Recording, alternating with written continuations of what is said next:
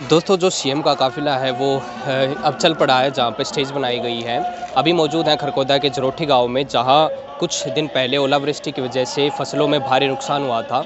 उसके लिए ही सीएम खट्टर यहाँ पहुँचे हैं। उससे पहले हेलीकॉप्टर से मुआवना किया गया है। उसके बाद यहाँ पर अब जो स्टेज बनाई गई, अगर आप देख सकें उस तरफ स्टेज है, वहाँ पर जो सीएम साहब का काफ़िला है वो पहुँचा है। जो लोग स्वागत करवाना चाह रहे हैं अपने अनिल जरोठी जी जिनका नाम बोल रहे हैं, सारे एक के करके वार ना लाओ, ताकि तावड़े सीएम साहब के जो शब्द है उद्गार है वो सुन खातर जितनी जनता इकट्ठी हो रही है, हजारों लोग वे भी आ रहे। इस खातिर 2 घंटे से बैठे हो तुम गांव में, सीएम साहब आगे ही सारे काम ठीक हो जाएंगे, तारीख सीधी बोल बदला करावांगे। अभी माननीय मुख्यमंत्री जी का स्वागत कर रहे हैं पगड़ी भेंट करके। हमारे नारायण सिंह और लक्ष्मी सिंह जी, 2 बुजुर्ग है। नारायण सिंह जी 100 साल के लगभग के बड़े रामवीर जी, वीरेंद्र जी, शमशेर जी, प्रकाश सिंह जी, रतनजीत सिंह जी, माननीय मुख्यमंत्री को गौ माता का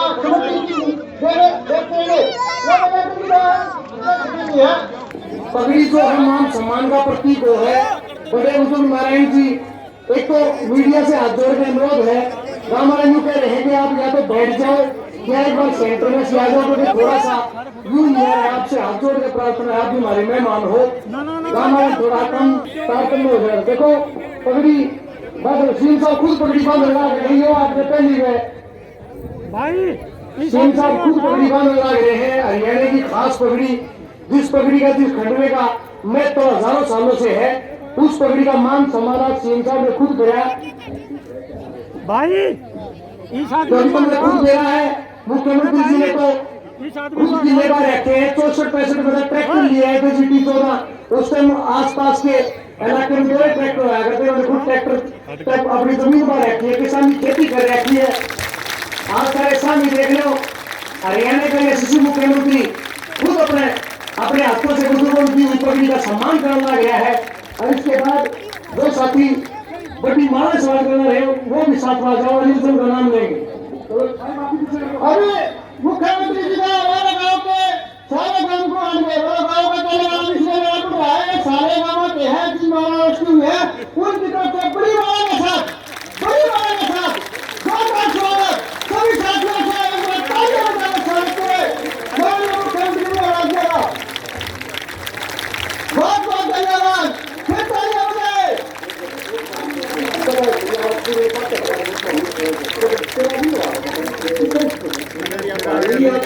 भाई इसको हटाओ ना, तो फिर हम जब वहाँ जा रहे हैं खेती को हेलीकॉप्टर से देखने वाले पहले मुख्यमंत्री और देख कर रहे सारे अपने युवा साथी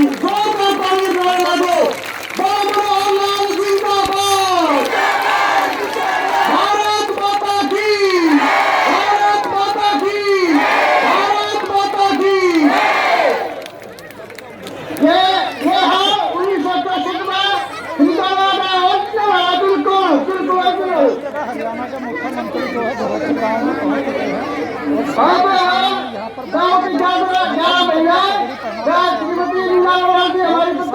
अपनी तरफ से हरियाणा के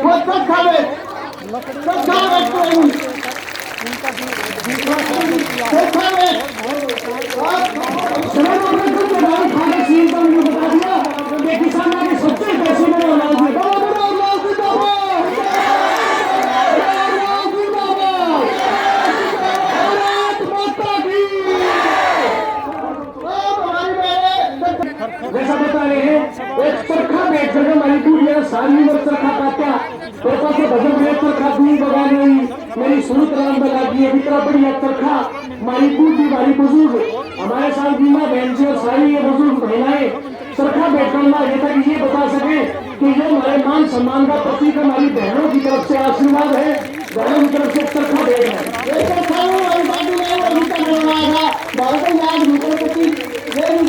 गाँव का बिल्कुल चलता हुआ चलता आएगी चलता इनका चलता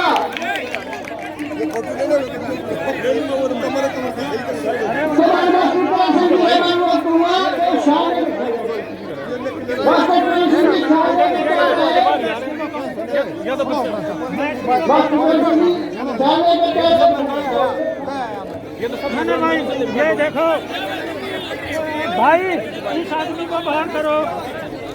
भारत माता की ये सिंह साहब हमारे बीच में होंगे, नारे मतम कसम मत छोड़ियो, आशीर्वाद में ये कसर नहीं छोड़ेंगे। जिंदाबाद जिंदाबाद भारत माता की सिंह साहब आए और अपने जोरदार तालियों से पंडित सिंह साहब का स्वागत। तो अभी रुकने दीजिए, सिंह साहब से कहीं बोल रहे हैं।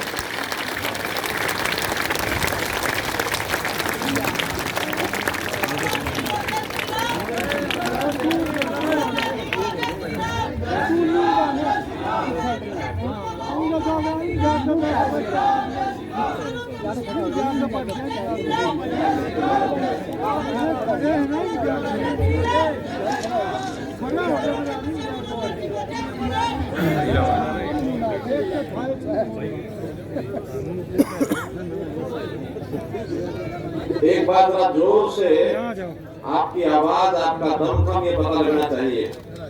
आवाज जो है चंडीगढ़ तक पहुंचानी आपने। भारत माता के यह तो सोनीपत तक पहुंची। भारत माता के बहुत बहुत धन्यवाद। आज जोरठी गांव के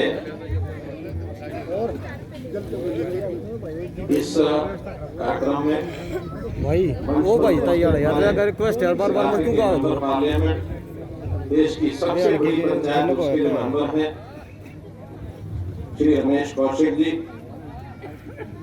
हमारे इस इलाके के विधायक, राई इलाके के श्री मोहना बड़ौली जी, गन्नौर से हमारी विधायक बहन निर्मल चौधरी जी, पूर्व में रही मंत्री बहन कविता जैन जी, श्री ललित बत्रा जी, राजीव जैन जी, महिला मोर्चा के हमारे प्रदेश अध्यक्षा बहन सुमित्रा चौहान जी, जिले के हमारे अध्यक्ष श्री तीर्थ राणा जी, जेजेपी के जिलाध्यक्ष श्री पदम सिंह भैया जी, भाजपा के हमारी रोहता इलाके की नेत्री बहन मीना नरवाल जी, श्री उमेश शर्मा जी, और हमारे जरोट गांव के जरोटी सारे इकट्ठे हैं। गांव तो यहाँ काफी आए हुए हैं। अब उन सब गांव के अगर मैं नाम लूंगा तो आदमी बहुत हो जाएंगे। मैं गांव के नाम ले देता हूँ जो जो यहाँ पधारे हुए हैं, जो मुझे बताए हैं। नहीं, गांवों की जरा हाजिरी लग जाएगी, जो रह जाएंगे उनको भी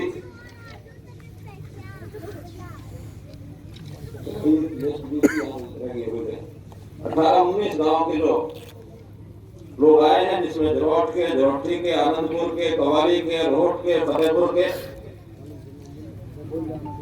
भाई बहनों, आज मैं आपके बीच में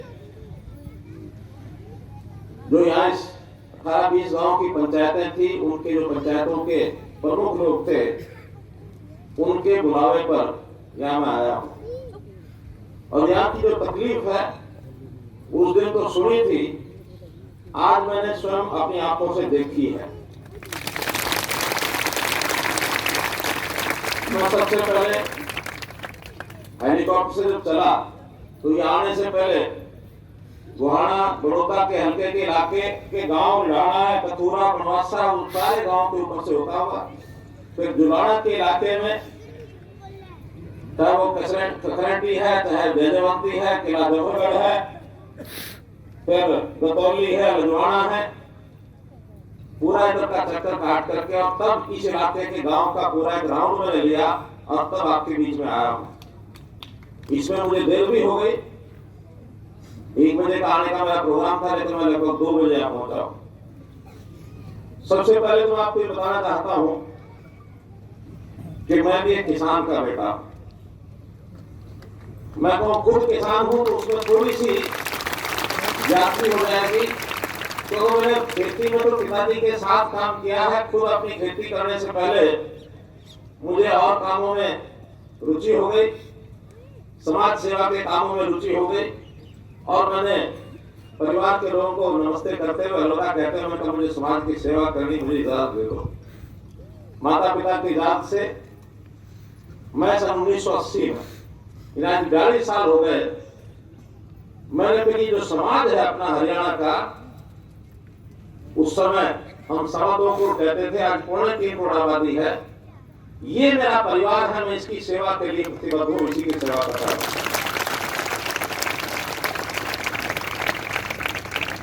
लेकिन समाज के हर वर्ग की तकलीफ मुझे पता है।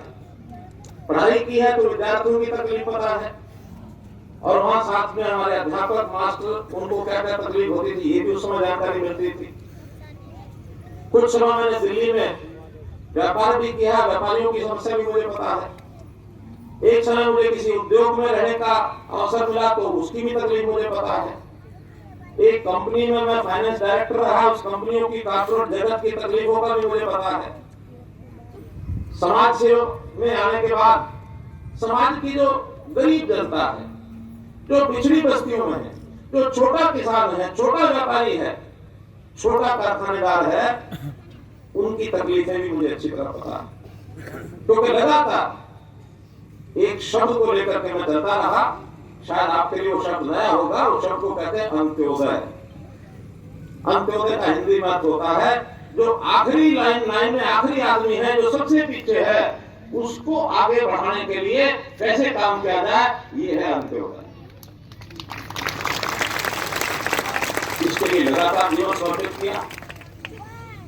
राजनीति में तो मैं बहुत बाद में आया। 2014 में प्रधानमंत्री नरेंद्र मोदी ने कहा कि भाई तुम्हें विधानसभा का इलेक्शन लड़ना है। मैं बड़ा हैरान हो गया, एकदम क्यों कह रहे हैं मुझे विधानसभा का इलेक्शन लड़ना है। तो मेरे जैसे जिनमें काम लगाया जाता है, जैसे घर में हम किसी का काम लगावे, जिनमें भाई था नहीं ये काम करके आना है, मैंने कहा ठीक है जो आके हम करेंगे। करनाल की जनता ने अथाह वोट देकर के जिता दिया और हमको हुक्म हो गया, आदेश मिल गया कि जाओ हरियाणा प्रदेश का मुख्यमंत्री बन जाओ। मैं ऐसे मुख्यमंत्रियों में से नहीं हूं जिन्होंने अपने विधानसभा को, हल्के को या जिले को, इलाके को ही अपना प्रदेश मान लिया, उसी में काम करते रहे, बाकी चिंता नहीं थी। मैंने कहा नहीं, पूरा हरियाणा ये मेरा क्षेत्र है, इसकी मैंने सेवा करनी है। और 90 के 90 हल्के लगातार मैंने 5 चक्कर लगाए। इन हल्कों में भी आया। एक चक्कर मेरा ये खांडा पास ही है ना, खांडा में भी आया हुआ मेरा, प्रखोदा भी आया, सोनीपत जिले के कई गांव में, कई हल्कों में आना जाना हुआ। हर जगह हर समय जो बात सामने आती थी, जो हमारे से संभव हो सकता था, हमने पूरा किया। कहीं हाथ को रोका नहीं है, कभी नहीं रोका। इसलिए मित्रों, ये हरियाणा ये किसानों की धरती है, क्योंकि कृषि प्रधान हमारा प्रदेश है।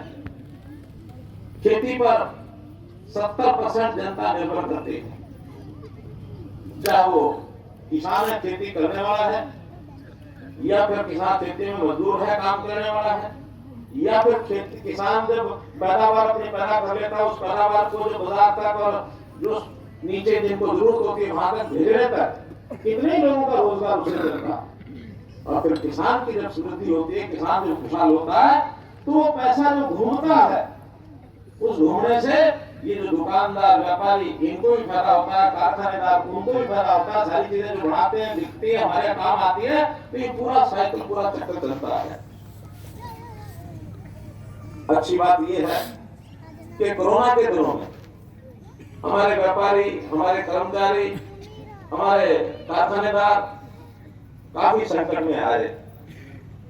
लेकिन अच्छी बात यह है कि फसल तो पैदा हमारी उस समय भी हुई थी, और किसान की फसल मार्केट में उस समय भी हमें बिकवाई थी।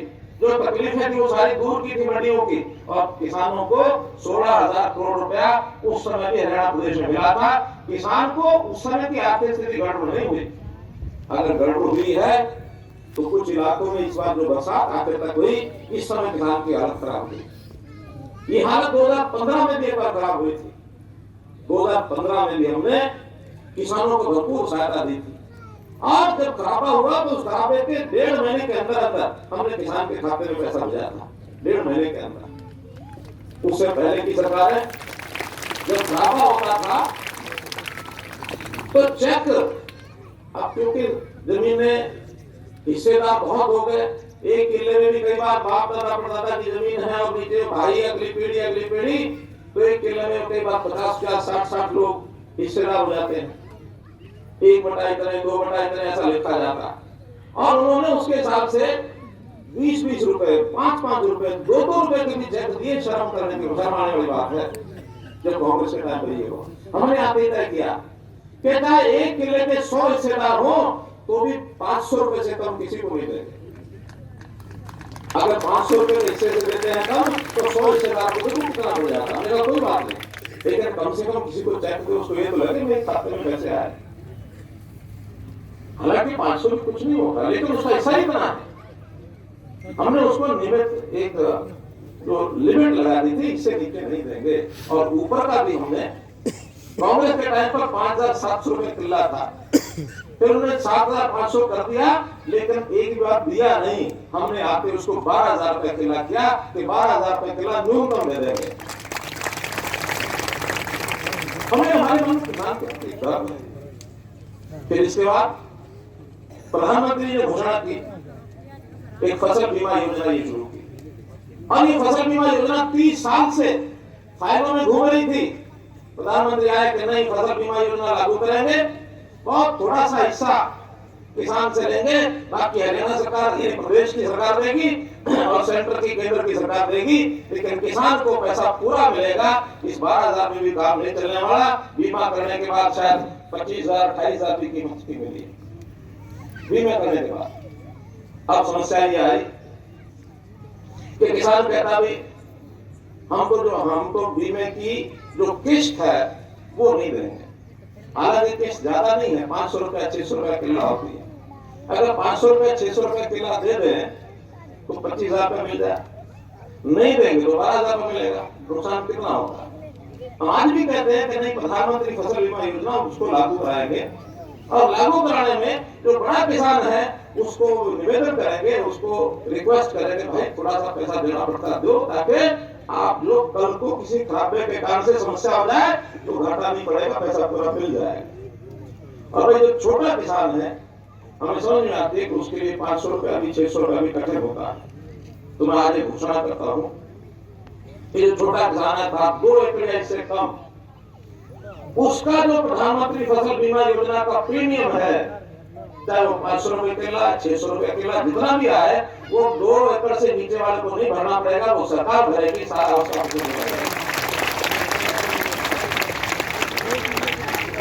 ताकि आपको जो खराबे होने के बाद पैसा पूरा मिल जाए। देना बीमा कंपनी ने है, लेना आपने है, किस्त मिल के देंगे। छोटे किसान को नहीं देना, वो सरकार देगी, हरियाणा सरकार देगी, कुछ उसमें केंद्र सरकार देती है, इसलिए बिना प्रीमियम के आपको मिलेगा। और जो थोड़ा इससे बड़ा किसान है, 2 किले से 5 किले तक, लेकिन ये किसान ये नहीं जिसके नाम जमीन है, वो नहीं, जो बोता है, किसान जो बोता है, क्योंकि अभी एक मांग की गई कि मुआवजा उसी को मिलना चाहिए जिसने बुआई की है। खेत का मालिक तो ठेके दे के चला गया, वो तो कहीं दिल्ली बैठा, कोई मुंबई बैठा, कोई कलकत्ता बैठा, कोई कहीं बैठा, नुकसान तो जो बुआई करता उसका होता है। इसलिए ये सारी सहायता उसी को मिलेगी जो खेत बोता है, बुआई करने वाले को मिलेगी,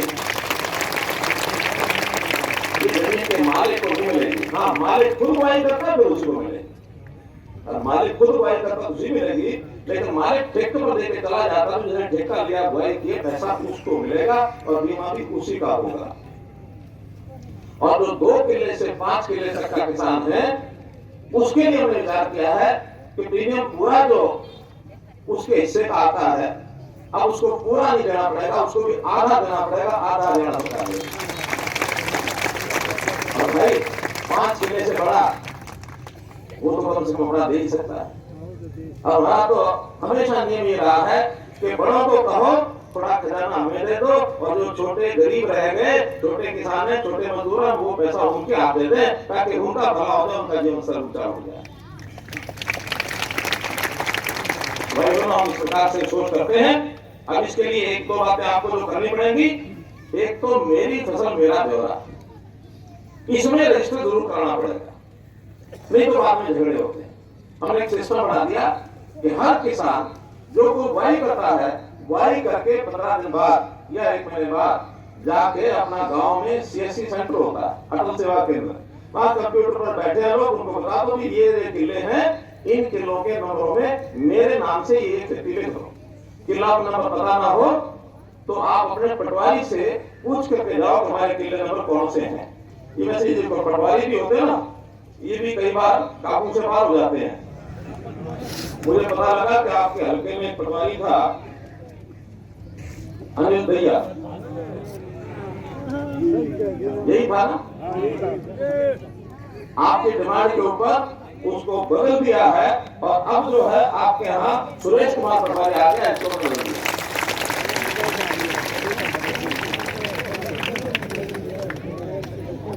देखो कोई भी तकलीफ हो आपकी, छोटी हो बड़ी हो, हमको बताओ। आप अपनी तकलीफ आधी रात को हमारे पास भेज दो, अगले दिन सवेरे उसका समाधान, उसकी समस्या का हल ये हमारे से हमारा एक ही रहा है, समस्या आपकी, समाधान हमारा। हरियाणा में कहीं भी कोई भी व्यक्ति अपनी समस्या को लेके आता है, हमने देखा 2014 में जब सत्ता संभाली तो भीड़ की भीड़ करती थी चंडीगढ़ की। क्या करने जा रहे हैं? हमारी एक समस्या है, उसको लेके जा रहे हैं, एमएलए को मिलेंगे, मंत्री को मिलेंगे, मुख्यमंत्री को मिलेंगे, 2-2 दिन वहां पड़े रहते और फिर बाद में बड़ी मुश्किल से कागज वहां पहुंचता, कागज ढेर लग जाते, ढेर ऑफिस में जब पहुंचते और ढेर उठा के वो कहते हैं साइड में रख दो, और कमरे में ढेर रहते उन कागजों की, कोई इसको देखता नहीं था। हमें भी तकलीफ हुई, ढेरों कागज कौन देखे, कैसे करे। हमने 2015 में व्यवस्था लागू की सीएम विंडो, और सीएम विंडो में कहा कि अपने गांव से या अपने कस्बे और शहर जो आसपास है वहां सीएम विंडो में जाके अपनी तकलीफ लिख करके उसमें डाल दो, अपना फोन नंबर डाल दो, और वो तकलीफें लोग डालने लगे। 9.5 लाख इस समय तक एप्लीकेशन में पास आई है, 9.5 लाख, जिसमें से 8 लाख से ऊपर समाधान हो चुके हैं। किसी को आना नहीं होता, चंडीगढ़ जाएंगे, टाइम लगाएंगे, पैसा लगाएंगे, तकलीफ होगी, और फिर वहां पता नहीं कोई सुनेगा नहीं सुनेगा। और जैसे आप कह रहे थे ना राजेंद्र जी, क्या वीरेंद्र जी, तो वीरेंद्र जी बोल रहे हमको तो पता ही नहीं किस रास्ते से कैसे जाना होता है, पर्चियां देनी होती है, लिस्ट देनी होती है। हमने अपने वहां गेट के ऊपर जो आदि बैठक को क्या रखा है, कोई भी गेट पर आए हमसे पूछो, हमारे आदमी से पूछो कि ये आदमी आए हैं, ठीक है, उनकी ड्यूटी है तलाशी लेना। आजकल आपको बताइए जमाना जैसा है, तलाशी दे करके और उसको थोड़ा सा जैसे सिस्टम होता करके, पहले जमाने में ऐसा नहीं होता था। ये जो डी बड़ी हुई है ना 50 फुट की, ये 20 फुट बढ़ती थी, लोग काफी नजदीक बैठते थे। अब तो ये ऐसे जमाने में हमारे सिक्योरिटी वालों ने पता नहीं क्या करके दिमाग में सोची, हमारे आपके बीच में इतनी दूरी कर दी। हम तो जाते हैं नजदीक आके बैठो, लेकिन करें क्या, मेरी भी मौजूद है। तो भाई बहनों, इतना ढेर लगता था, हमने सीएम विंडो बनाई, ढेर यानी बिल्कुल भीड़ आनी बंद हुई। लोगों ने हमें ऊपर ताने कसे कि अब तो मुख्यमंत्री के पास कोई मिलने जाता नहीं है। हमने कहा मेरे पास आएंगे, मुझे तकलीफ होगी, मैं उनके पास जाऊंगा, उनके घर में जाऊंगा, गांव में जाऊंगा, उनके शहर में जाऊंगा, ये मेरा काम है। हम लोगों को तकलीफ नहीं रहे। पिछले भाई बहनों, इतने प्रकार के काम में किए हैं। हमने नौजवानों की शिक्षा पढ़ाई, बच्चों की शिक्षा पढ़ाई, इसके लिए स्कूलों का लेवल अच्छा हो। अभी इस बार संस्कृति मॉडल स्कूल नया एक सिस्टम शुरू किया है कि जो सामान्य स्कूल है, आम स्कूल है, इसमें पढ़ाई की वो स्थिति नहीं है, और माँ बाप जो है बच्चों को प्राइवेट स्कूलों में भेजने की थोड़ी उनकी रहती है हिसाब से, वहां भेजो, वहां पढ़ाई अच्छी होगी, फीस भी लगती है, सब कुछ होता है। हमने कहा नहीं भाई, संस्कृति मॉडल स्कूल खोलो। उसमें हमने 137 और लगभग 40 सीनियर सेकेंडरी स्कूल है, 137 छोटे स्कूल है, लगभग 250 स्कूल नए इस बार संस्कृति मॉडल स्कूल ये खोले, और उसका परिणाम ये निकला। परिणाम ये हुआ कि पिछले सालों की अपेक्षा इस बार प्राइवेट स्कूल छोड़ के सरकारी स्कूलों में 2.5 लाख बच्चे और आ गए। सरकारी स्कूल छोड़ के 2.5 लाख बच्चे, पहली बार ये हुआ है कि जब हमारे सरकारी स्कूलों में बच्चों की संख्या बढ़ी है। हाँ, टीचर अच्छे लगाएंगे, हमें एक बात की तकलीफ जरूर होती है, कर्मचारियों को सब सुविधाएं देते हैं। ये टीचर ट्रांसफर के चक्कर में सारे साल में 2 महीने महीना दिल्ली के चक्कर काटते रहते थे, हमने उनके चक्कर बंद करवा दिए। कि ट्रांसफर जहां चाहो वहां ले जाओ, जहां आपकी इच्छा करे वहां पढ़ाओ, लेकिन पढ़ाओ अच्छा। अगर पढ़ाई में गड़बड़ कर दी तो हमारे बच्चों का भविष्य क्या बनेगा? नई पीढ़ी हमको क्या कहेगी आगे बढ़े जाए, तुम्हारी पढ़ाई ढंग से कराए। आप उनको को एक दबाव है। आप किसी अध्यापक को पूछ लो, वो कहते हैं कि पढ़ाया कैसे जाता है, हमने भले जेबीटी कर ली, भले बीएड कर ली, हमको समझ में नहीं आया था, लेकिन अभी 5 सालों में समझ में आया कि उनको पढ़ना कैसे है। उनकी भी क्लास लगती है, मास्टरों की क्लास लगती है, ऐसे पढ़ाना है और बच्चों की पढ़ाई का शिक्षा स्तर बड़ा अच्छा हो गया। अब तो आईएएस के बच्चे हैं, वो भी हरियाणा में हमारे बहुत अच्छे नंबर पे जाते हैं। नीट की परीक्षा वो भी हरियाणा में अच्छे जाते हैं। जेडब्ल्यू की परीक्षा वो भी अच्छे जाते हैं। और ये हुआ क्यों है? पढ़ाई का शौक क्यों लगा है?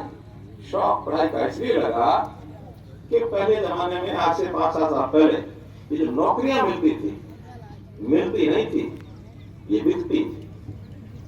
ये पर्चियां लेकर के लोग पहुंच जाते थे मंत्रियों के पास, मुख्यमंत्री के पास, कि मेरा भतीजा, मेरा भाई, मेरा ये, मेरा वो नौकरी लगवा दे। और फिर उसके नीचे एजेंट होते थे, वो कहते अच्छा जरा मेरे पास आ। फिर वो जा करके कुछ काम में ठोक मारता था और नौजवान आता था, बाबू 1 किला बेच दे, मैंने नौकरी लेके आनी है। माँ फिर टूम बेच दे, मुझे नौकरी लेके आनी है। ये सिलसिला चलता था। लेकिन 7 साल हमने कहा मेरिट पर लगेगी नौकरी, पढ़ा लिखा बच्चा वही नौकरी में आएगा, बाकियों को भी काम कराएंगे, लेकिन कम से कम नौकरी में अच्छा बच्चा आए, ताकि सरकार के अंदर ठीक से जनता की सेवा कर सके। 35 साल सेवा करनी है उस नौकरी लेने वाले। हम तो 5 साल के लिए आए हैं, दोबारा आप चाहोगे हम आएंगे, आप नहीं चाहोगे नहीं आएंगे। लेकिन एक बार जिसकी नौकरी लग गई, वो कितने साल रहेगा? 35 साल रहेगा। हम 5 साल वालों को क्या अधिकार है कि आपके ऊपर 35 साल का गलत आदमी ठोक करके जाए? है कोई अधिकार हमें नहीं है। इसलिए अब जो बच्चे नौकरी लगते हैं, गरीब का बच्चा नौकरी लगता है जो अच्छा पढ़ा लिखा है, अमीर का भी वही लगता है जो अच्छा पढ़ा लिखा है। आपके गांव में, आसपास के गांव में जो 8-10 गांव के लोग यहाँ बैठे हैं, आपके गांव में गरीब बच्चों की जो अच्छे पढ़े लिखे होशियार थे, उनकी नौकरी लगी कि नहीं लगी? बता, लगी ना? कोई आना लगा किसी का? किसी ने बैठा लिया हो तो किसी ने लिया हो, लेकिन सिस्टम साफ है, सिस्टम नहीं लगेगा। आजकल ये भी करते हैं कि एक बार 50 बच्चों से पैसे ले लो, एजेंट होते हैं ना, जो अपने आप लग जाएंगे, 50 में से 5-10 तो लगेंगे अपने आप नौकरी में। उन 5-10 के पैसे रख लेते हैं, बाकी को उठा के वापस दे देते हैं। जिसको वापस मिलता है, भाई आदमी तो बड़ा ईमानदार है, यानी उस बेईमान को भी ईमानदार कहने का सर्टिफिकेट तब मिल जाता है जब उनको वापस देता है। अरे नहीं देना है इतने पैसा किसी को। आज रिक्शा वाले बच्चे, रिक्शा चलाने वाले के बच्चे एक्सीएस लगते हैं। सामान्य किसान, सामान्य मजदूर, उनके भी अभी एसआई के 400 लड़के और 64 लड़कियां, 464 लड़कियां लगी हैं, लड़के और लड़कियां मिलकर लगे हैं। एक से बढ़िया मिलकर के हमारे पास उत्तर आ रहे हैं कि हम नहीं सोचते थे कि ऐसी नौकरी लग सकती है। तो हम मेरिट के ऊपर नौकरी लगाएंगे, और जब मेरिट पर लगाएंगे तो हर बच्चा पढ़ने वाला उसके मन में आएगा, अब पढ़ाई बेकार नहीं जाएगी। अगर नौकरी सरकारी लेनी है तो इनके पढ़ो। और ये जो कोचिंग सेंटर वाले हैं ना, इनके यहाँ भीड़ होने लगी, वरना ये भी खाली हो गए थे, अब उनके यहाँ भी खूब भीड़ होती है। तो इसलिए मेरा कहना है कि हम बहुत से सुधार कर रहे हैं। इतने सुधार हैं कि मैं सारे गिनाने लगूंगा तो आज तो के एक विषय किसानों को लेकर के और ये सारे विषय गांव को लेकर के कुछ योजनाएं, कुछ डिमांड आपकी, उसको मुझे बोलना है। उसमें से एक बड़ी बात मुझे बोलनी है कि जो तकलीफ है पानी भरने की या वाटर लॉगिंग की, जो पानी चुरा आ जाता है जिसके अंदर फसल होती नहीं है, इसके जो कारण है, या तो पानी खराब है, नीचे का ट्यूबवेल का वो खींचा वो डाला और जमीन खराब हो गई, और या फिर कुछ लोगों ने बुरा मत मानना, ये जो आसपास सड़कें बड़ी है बड़ी बड़ी, मिट्टी उठा के बेच दी, लाख रुपए किला, 50,000 रुपए किला, जो मिला होगा मुझे मालूम नहीं, लेकिन मिट्टी उठा के वहां सड़क उनका 1 फुट 2 फुट नीचे हो। और यहाँ पे जो भट्टे लगे हुए हैं, इन भट्टों वालों ने मिट्टी निकाल कर बेटे बनवा दी, वहां से पैसा ले लिया, जमीन नीचे हो गई, पानी भरेगा तो नहीं क्या करेगा? पानी भरेगा। मेरी बात गलत हो तो बता दो। इसलिए इस पर सावधान हुआ। पहले जमाने में जब गांव बसता था तो गांव के पास हमारे को देखते बड़े बड़े तालाब है, बावड़ी है, बड़े बड़े तालाब। क्या करते थे, उस तालाब से वह मिट्टी को उठाते थे जमीन से और एक जगह ढेर लगाते थे और जो ऊंचा हो जाता था वो इलाका, वहां गांव बसता था। तालाब भी काम आ जाता था और मिट्टी वहां डाल के जमीन ऊंची होती थी, उस पर गांव बसता था, कोई पानी का खतरा नहीं होता था। लेकिन अपने खेतों की मिट्टी तभी उठवाते थे जब खेत ऊंचा है। सिंचाई में खेत में पानी नहीं पहुंचता है, ऊंचा नीचा है या उसकी मिट्टी उठाएंगे तो फिर समतल हो जाएगा, हमारी जमीन में खड्डा हो जाए, ऐसी मिट्टी कभी कोई नहीं उठवाता था। और पैसे के लालच में उठवाने लगते हैं। पहला तो संकल्प ये लो कि हम अपने खेत की मिट्टी नहीं उठवाएंगे, कितना ही लालच हमको मिल जाए। और भाई जिसने मिट्टी लेनी है वो अपने किले खरीद ले, उसमें से मिट्टी उठाए, 1 फुट 2 फुट नहीं 10 फुट उठाए, एक तालाब तो बनेगा। अगर 10 फुट गहरा कर लेगा, एक तालाब बनेगा, उसमें पानी इकट्ठा होगा, आसपास पानी फैलेगा नहीं और सारा पानी वहां आएगा तो कल को वहां कोई मछली पालन का उद्योग भी हो सकता है। या वो पानी वहां इकट्ठा होगा, जब पानी हमारी नहर में नहीं आता है या जमीन में पानी खारा होता है, उस पानी को उठा करके आसपास के खेतों में हम सिंचाई कर सकते हैं। ये बात ध्यान करने की है। और मैं कभी भी किसी भी सभा में जाता हूं तो जो हमारी कमी है उसको जरूर ध्यान करते हैं, इस कमी को ठीक करना है, दूर करना है। अब हमने आप कहेंगे तो हो गया, क्या करें, जो हो गया उसको भी ठीक करना है। आगे कम से कम सावधान रहो। लेकिन हमने अब तय किया है कि 1 लाख एकड़ हरियाणा में जो जमीन नीची है, जहां पानी खड़ा होता है, रेई वाली जमीन है, या जहां वाटर लॉगिंग जिसको कहते हैं चूहा ऊपर आ गया है, ऐसी जमीनों को ठीक करने का एक योजना अभी कुछ दिन पहले मैंने बताई है कि योजना बना। और 1 लाख एकड़ पर आगे जमीन भरेंगे तब भी खर्चा आएगा, और जब उसमें कोई दवाई डालेंगे, जिप्सम डालेंगे तब भी खर्चा आएगा। लेकिन जमीन जो फसल उपयोग करना, ये हमारा टारगेट है कि फसल जरूर होनी चाहिए। अगर फसल नहीं हुई, साल में एक फसल हुई, एक नहीं हुई, तो नुकसान तो किसान का है। कैसे किसान दोनों फसलें उठा सकता है, बल्कि सोनीपत जैसे जिले में तो साल में 2 किलो 3 फसलें 4 फसलें ये भी उठा सकते हैं। ये सब्जी वाला इलाका है। मैं मनोली गांव गया था, वहां ग्रीन हट्स बने हुए हैं, लोगों ने 4 फसलें सब्जी की उठाई हैं, लाखों रुपया कमाते हैं। आप लोगों में से मनोली इलाका देखा होगा, देखा ना, इसी जगह में नजदीक है, गंगा किनारे है, तो मैं खूब हो गया वहां इस इलाके में भी सब्जी। और दिल्ली इतनी निकट है कि हमारी ताजा सब्जी दिल्ली में जितनी मर्जी फरोख्त करा। हमने तय किया कि दिल्ली के चारों तरफ जो हमारे 4-5 जिले हैं, इन जिलों में हम किसान को कहेंगे और चीज के बजाय वहां ताजा सब्जी या हरा चारा या बाग लगाओ। अगर ये चीजें करोगे तो आपको गेहूं में, धान में, इसमें उसमें जाने की जरूरत नहीं है। और इसके लिए जो सरकार से चाहिए वो हम पूरी मदद करेंगे, इसमें पीछे नहीं हटेंगे। चाहे बिक्री हो, चाहे बोना हो, चाहे सुरक्षा हो, चाहे उसके लिए साधन हो, सारा कुछ देंगे। बागवानी पर तो हमने अब सब्सिडी पहले 16% थी, हमने 20% कर दी। 20% बागवानी जो खर्चा है उसका 20% सरकार देगी। इरिगेशन के लिए भी, सिंचाई के लिए, सिंचाई खुली सिंचाई ऐसे इलाकों में मत करो जहां पर पानी ज्यादा है, सेम ज्यादा है, या जहां पानी का यानी ऊपर आ गया पानी जमीन में, हमारे खेतों में पानी भरा हो जाता है, वहां खुली सिंचाई नहीं करो। वहां के लिए माइक्रो इरिगेशन यानी ड्रिप इरिगेशन जिसको कहते हैं, टपका सिंचाई या फुहारा सिंचाई, इसमें खुली सिंचाई करने से हमारा नुकसान और ज्यादा होता है। इसके लिए सरकार ने योजना बनाई है कि इस सिंचाई पर जो कोई इसका डिमांड करेगा, जो इसकी मांग करेगा, 85% सब्सिडी माइक्रो इरिगेशन के ऊपर सरकार देती है। सिर्फ 15% लगेगा किसान में, सिर्फ 15%। इससे पानी भी बचेगा, हमारी जमीन भी ठीक रहेगी और हमारी खेती भी अच्छी होगी। तो किस नाते से हम कृषि में बात करना है। और जहां तक ये जमीन ठीक करने का विषय था, मैंने डिपार्टमेंट को कहा है कि इसका खर्चा कितना आता है हर किले का, और उसमें ज्यादा नहीं तो कम से कम आधा खर्चा ये सरकार देगी। जमीन को ठीक है 50,000 आएगा तो सरकार 25,000 देगी, 60 आएगा तो 30 सरकार देगी, क्योंकि जमीन आपकी ठीक होनी है और लगातार उसकी उपजाऊ शक्ति बढ़े।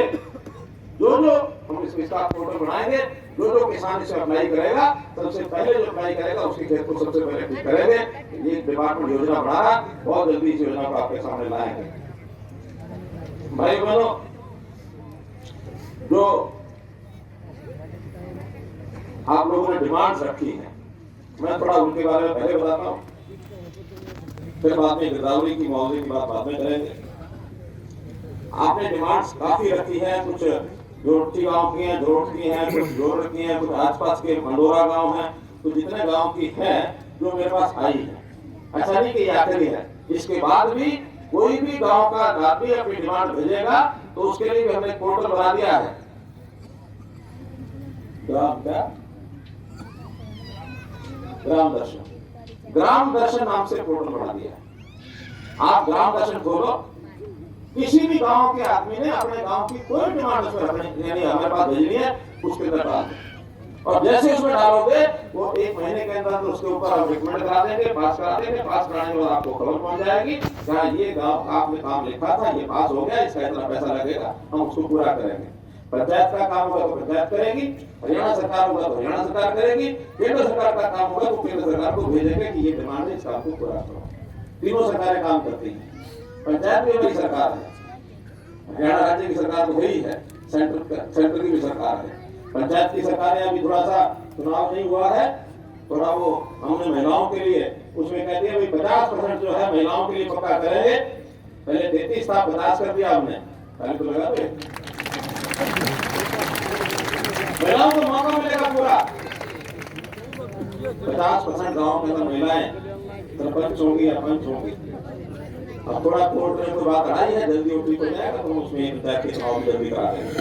तो इसलिए ये जो आनंदपुर से बताया कि सड़क के साथ पार्क निर्माण 25 लाख करा दिया जाएगा। आनंदपुर झरोट नहर के साथ साथ गांव की तरफ आनंदपुर से झरोट चौपाल तक गली ये भी पक्की हो जाएगी। काफी डिमांड है, थोड़ा टाइम लग जाएगा, तसल्ली से सुनोगे ना सारी, कभी बीच में उठो, सारी सुन के जाना। फिर झरोट में जियाउद्दीनपुर वाला रास्ता ये टायरों से पूरा ये भी हो जाएगा। झरोट में जियाउद्दीन रास्ते के साथ साथ ड्रेन को पक्का ये भी हो जाएगी। अब एक बहुत बड़ा काम है वो आपके जिम्मे छोड़ के जा रहा हूँ। किसान के खेतों में जो रेवेन्यू रास्ते हैं उन रास्तों को पक्का कराना है। हमने तय किया है कि हर गांव में सुनो पूरी बात सुनो, हर गांव में 2-2 रास्ते पक्के कराए जाएंगे 58 के 58 गांव में। एक छोटी सी शर्त है कि उस गांव के लोग मिल करके कौन सी 2 सड़कें 2 रास्ते पहले कौन से कराने हैं ये गांव की ओर से लिख के भेजने पड़ेंगे। नहीं तो ऐसा ना हो कि हम कोई घोषणा करें कल को गांव में कहना ये नहीं ये करनी थी है। तो गांव में अपना एकता दिखाओ कि 2 रास्ते जो आपको लगता है ये रेवेन्यू रास्ते पहले होने जरूरी हैं वो भेजो, वो घर पक्के कराएंगे। आनंदपुर झरोट थाना खुर्द का जो सड़क है ये 33 फुट सड़क, इसे 2.5 किलोमीटर लंबी, ये भी ये पहले से क्या है, पहले से बन रही है, हाँ कच्चा ऑलरेडी। चलिए इसको भी एग्जाम करा लेंगे। फिर है झरोटी से खांडा का 18 फुट चौड़ा बर्म बनाया जाए, ये भी एग्जाम करा लेंगे क्योंकि उसमें जमीन का मामला देखना होगा कि जमीन उसमें है कि नहीं है, राइट ऑफ वे है कि नहीं है, अगर होगा तो करा देंगे। झरोटी गांव से थली वाले खेतों के रास्ते किसानों के लिए एनसीआर चैनल GWS पर पुलिया बनवाई जाएगी। इसमें इरिगेशन से हमको एनओसी लेना है, एनओसी मिलते ही शाम को पूरा करा देंगे। झरोटी में लाइब्रेरी ये जरूर बनवाएंगे ताकि बच्चों को पढ़ाई के साथ साथ आगे बढ़ने का मौका मिले। झरोटी में दादा शहीद वाले जोड़ पर रिटेनिंग वॉल 25 लाख रुपए का खर्चा ये भी करा देंगे। झरोटी में सामुदायिक केंद्र कम्युनिटी सेंटर ये भी बन जाएगा। खांडा गांव से गुजरती ड्रेन इसको पक्का किया जाएगा। खांडा से सोनीपत त्रिपुरा रोड पर जियाउद्दीनपुर संपर्क रोड ही बनाया जाएगा। 2.5 करोड़ रुपए लगेंगे इसमें।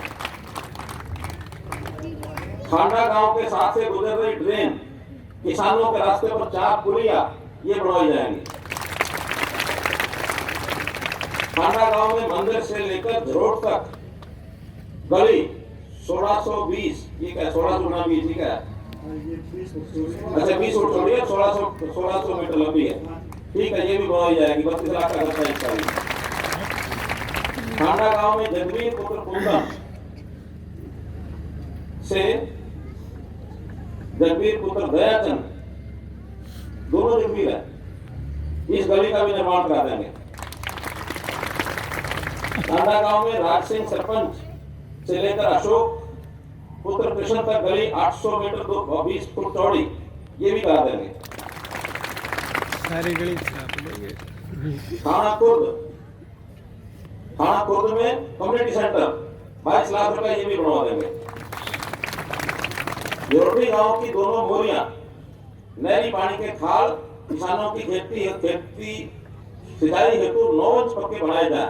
ये हमको जो माइक्रो इरिगेशन का डिपार्टमेंट निकाला, क्योंकि उसकी कुछ शर्तें हैं कि जो माइक्रो इरिगेशन यानी लघु, ये जो सिंचाई है हमारी लघु सिंचाई, क्या बोलते हैं, माइक्रो इरिगेशन, सूक्ष्म सिंचाई, इस सिंचाई योजना के अंतर्गत जो आ जाएंगे उनके खाले पक्के हो जाएंगे। गोरड़ गांव में जिम बाबा भोलादास व्यायामशाला पहले बनी हुई है ना, बाबा भोलादास व्यायामशाला है गोरड़ में, हाँ, तो ये व्यायामशाला पहले से है, बता रहे अधूरी है तो उसमें जिम लगवा देंगे और पूरी हो जाएगी। मुंशी माइनर पानी को एनसीआर चैनल में डालने की सुरक्षा, ये भी जरा एग्जाम में कराना पड़ेगा, क्योंकि इरिगेशन ये एनसीआर चैनल जो है दिल्ली के साथ जुड़ा हुआ है। ऐसे ही थाना खुर्द गांव में दादा कुंडेनाथ मंदिर से ड्रेन तक रास्ता पक्का, ये करवाया जाएगा। थाना खुर्द गांव में चारों मोरियों से किसानों के खेतों की, ये जैसे पहले मैं बताया मिकाटा, उसी मिकाटा से ये फिर से एग्जामिन कराया जाएगा। जोरटी गांव में हरिजन बस्ती के साथ पानी निकासी के लिए हरिजन करके हरिजन पार्क बनाया जाए, ये जरूर बनाया जाएगा। जोरटी गांव में पीने के पानी की डिग्गी 5 किले जमीन दिए थे, लेकिन अभी वो डिग्गी बनी नहीं है, उसका एस्टिमेट बढ़ गया है और उसको भी एग्जामिन कराएंगे। अगर पानी की जरूरत उस डिग्गी से पूरी होती हो तो डिग्गी बनेगी, और डिग्गी अगर ठीक नहीं लगे गांव के लोगों को या उसकी जरूरत नहीं हो तो वो जमीन वापस दी जाएगी। लेकिन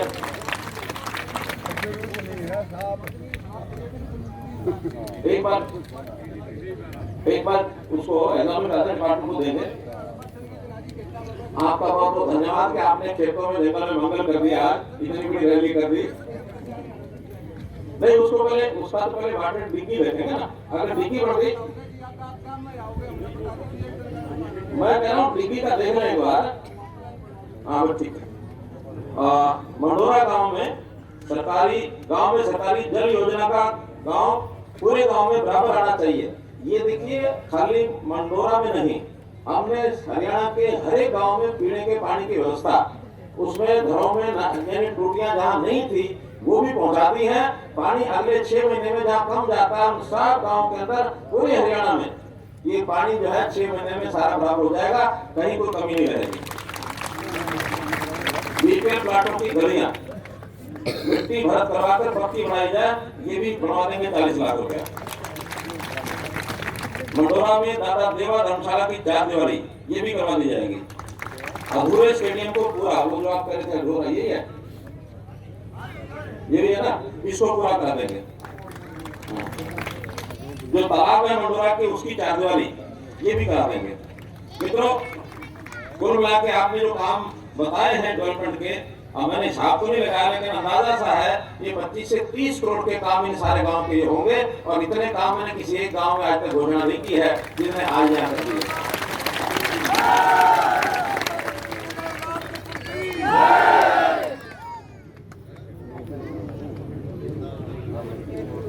ऐसा है, बाकी चीजें रह गई हैं, कुछ मेरे इसमें बाकी भी है, मैंने जरा डिपार्टमेंट से दिखानी है, फिर भी आप द्वारा लेके भेजोगे उसको, फिर डिपार्टमेंट, ये सारी डिपार्टमेंट से चेक करा के तब करता हूँ।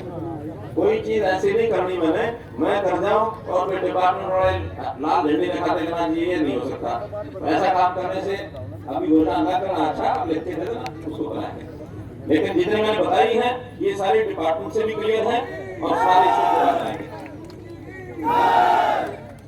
अब जहां तक गिरदावरी का विषय है, ये गिरदावरी भी पूरे प्रदेश में, पूरे जिले में हमारे डीसी साहब ने कहा दी है, कोई उसमें गांव बचा नहीं है।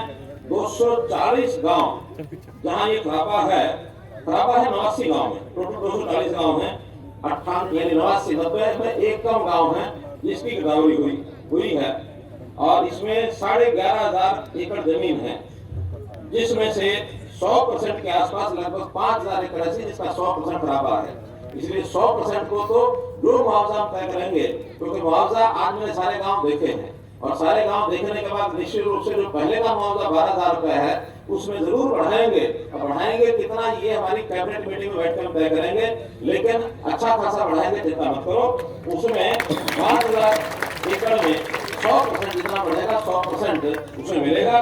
बाकी किसी में 75 से कम है 50 तक, किसी में 50 से कम है, उस हिसाब से जैसे रेट होते हैं उस हिसाब से उनको मिलेगा। अगर पानी निकासी की बात है, इसमें हमने अभी तक जिले में 133 पंप लगा रखे हैं और 133 पंप जो है अभी 54 गांव के अंदर ये काम कर रहे हैं। जहां आधे फुट से नीचे रह जाता है वो पंप से नहीं निकलता, चेंज पानी है वो अपने आप सूखता है। लेकिन जहाँ चेंज से ऊपर है वो पंप जो है, चाहे वो डीजल के पंप हो चाहे ट्रैक्टर के द्वारा निकालो, ट्रैक्टर से जो अपने आप निकालेगा उसको डीजल फ्री देंगे, उससे डीजल का पैसा नहीं लिया जाएगा पानी निकालने के लिए।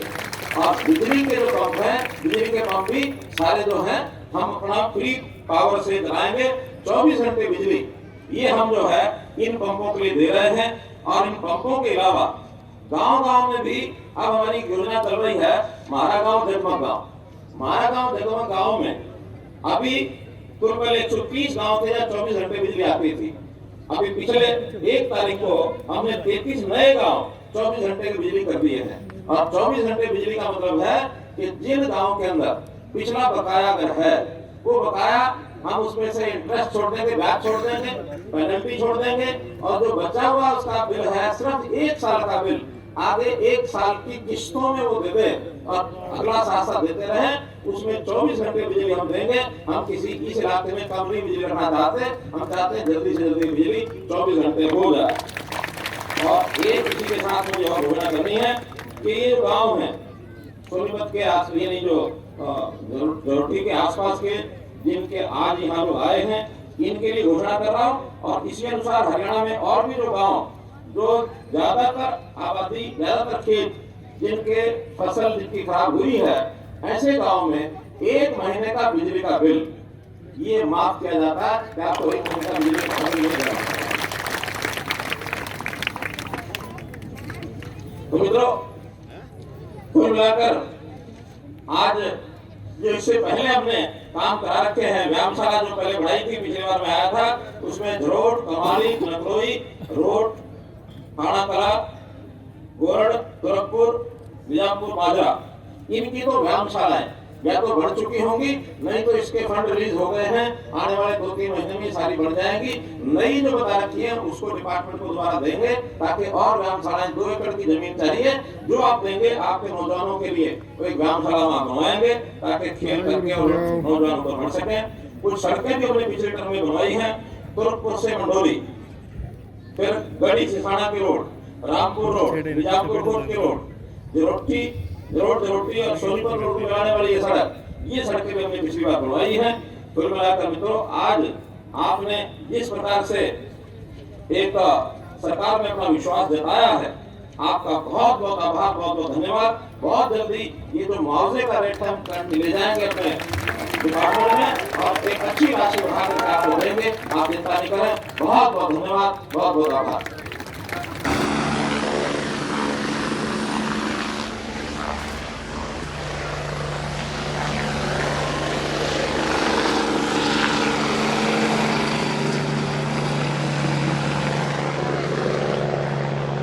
दोस्तों अभी मौजूद थे हम खरखोदा के जरोठी गांव में जहां सीएम मनोहर लाल खट्टर ने यहां पर दौरा किया था जो जनसभा थी उसको संबोधित किया है। यहाँ पर सीएम खट्टर ने काफ़ी घोषणाएं की हैं।